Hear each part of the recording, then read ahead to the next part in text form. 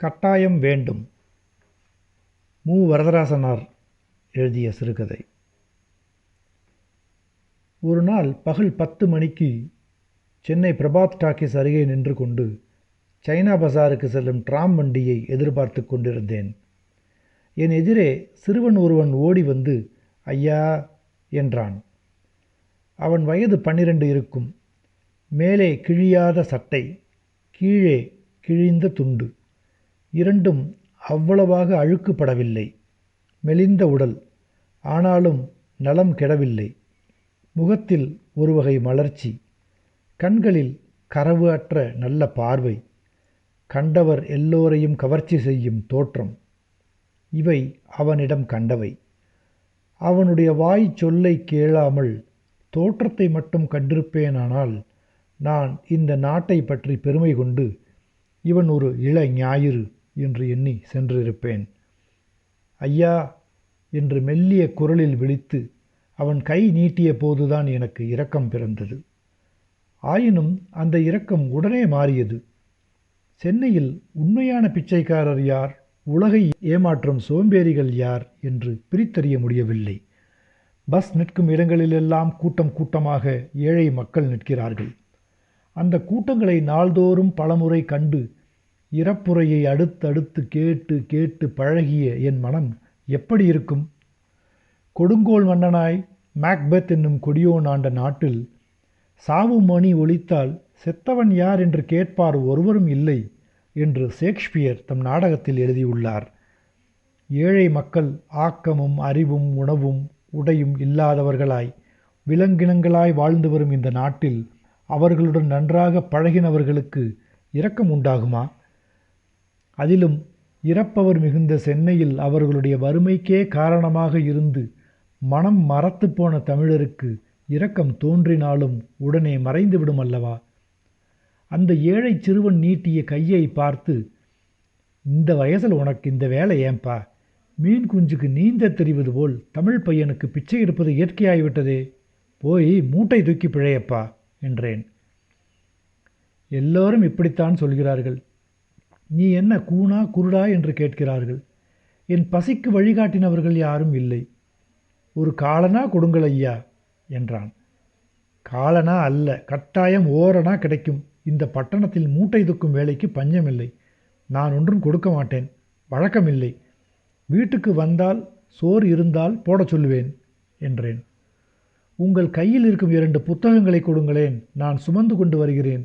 அதற்கு கூலியாக கொடுங்கள், காலனா கொடுங்கள் போதும் என்றான். எப்படியாவது என்னிடம் காலனா வாங்க வேண்டும் என்று எதிர்பார்க்கிறாய். பிச்சைக்காரருக்கு கொடுப்பதில்லை என்று விரதம் தெரியுமா? உன்னை போன்ற சோம்பேறியிடம் நான் ஏமாற மாட்டேன் என்றேன். ஐயா, நான் சோம்பேறி அல்ல, கோபித்து கொள்ள வேண்டாம். வேலைதான் வேண்டும், கட்டாயம் வேண்டும். வேலை கொடுத்தால் கட்டாயம் செய்வேன். இந்த பட்டணத்திற்கு வந்த நாளாக அலைகிறேன். முந்தா நாற்றெல்லாம் சென்ட்ரல் ஸ்டேஷனில் நின்றிருந்தேன். கூலி வேலை கிடைக்கும் என்று காத்திருந்தேன். அங்கே இருக்கும் மூட்டை தூக்கிகளிடம் நான் பட்ட பாடு போதும். அவர்கள் எல்லோரும் ஒரே கட்சி. என்னை அங்கே நிற்கவும் விடாமல் துரத்தினார்கள். ஆனால் எல்லாரையும் பழிக்கவில்லை. நல்லவன் ஒருவன் எனக்கு 2 ஆப்பம் வாங்கி கொடுத்தான். அதனால்தான் இன்னும் உயிரோடு இருக்கிறேன் என்று சொன்னான். அதற்குள் டிராம் வண்டி தொலைவில் வருவது கண்ணுக்கு தென்பட்டது.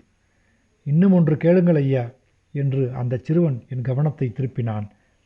அந்த மாதிரி பிச்சை வாங்கி வயிறு வளர்க்க எனக்கு பிடிக்கவில்லை. நேற்று முழுவதும் பூக்கடை அண்டை இருந்தேன். அங்கே ரிக்ஷாக்காரர் என்னை சும்மா விடவில்லை.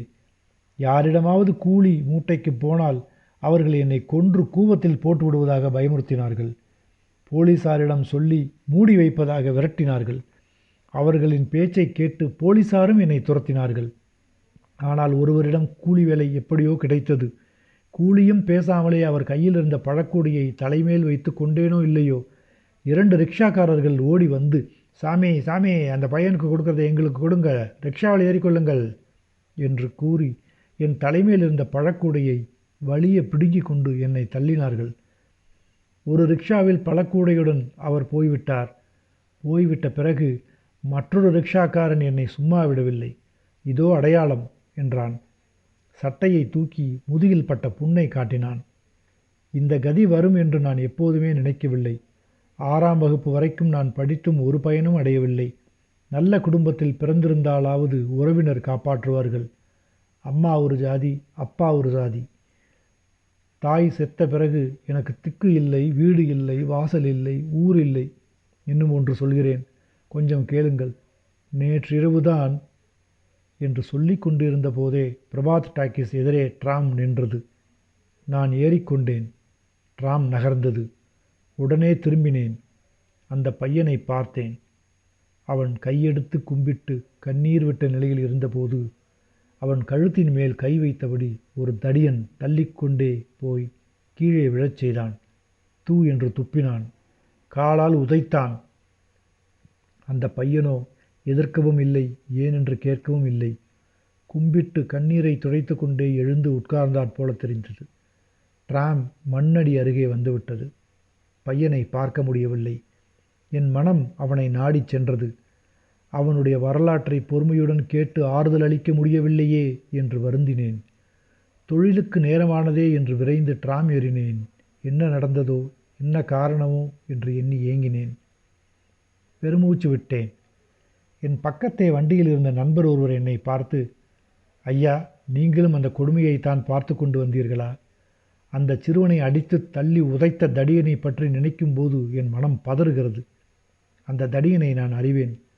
அவன் தந்தை எங்கள் தெருவில் ஒரு பெரிய மாடி வீட்டுக்காரர். பெரிய கான்ட்ராக்டராக இருந்து நல்ல செல்வம் சேர்த்தார்.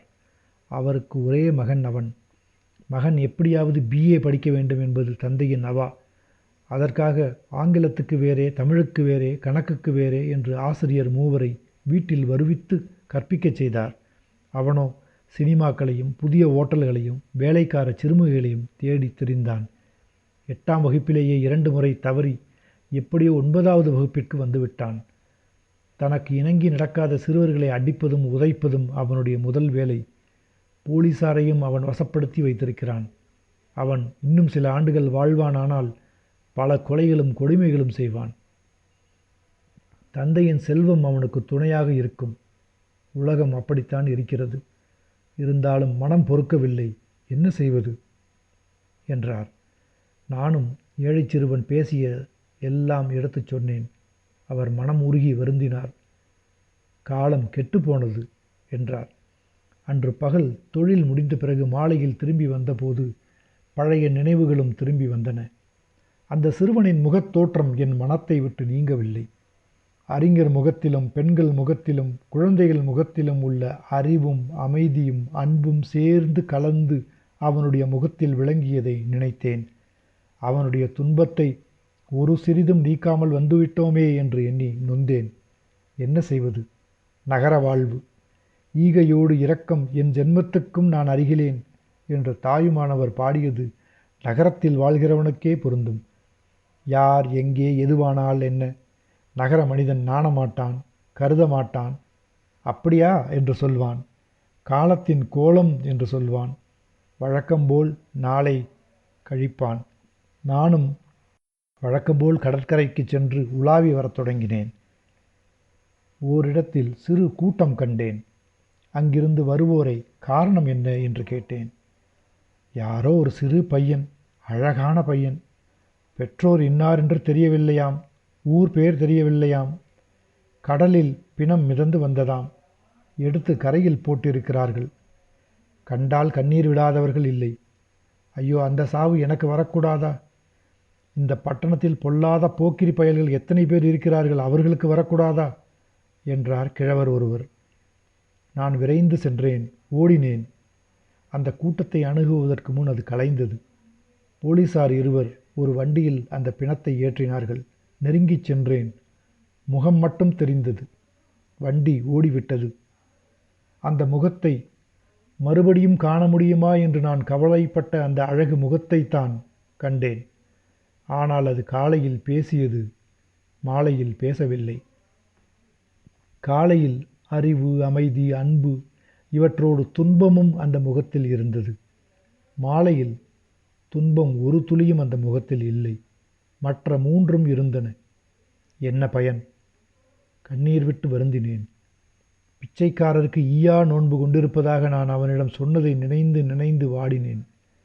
வீட்டுக்குச் சென்ற பிறகும் அந்த முகத்தின் அழகு, அறிவும் அமைதியும் அன்பும் கலந்த அழகு என்னை விடாது தொடர்ந்தது. என் மேஜையின் மேலே இருந்த திருக்குறளை படித்து அந்த முகத்தை மறக்க முயன்றேன். ஒரு குறள் நினைவுக்கு வந்தது. இறந்தும் உயிர் வாழ்தல் வேண்டின் பறந்து கெடுக உலகு இயற்றியான். அந்தோ இறந்து வாழ எண்ணவில்லையே அந்த தமிழன்.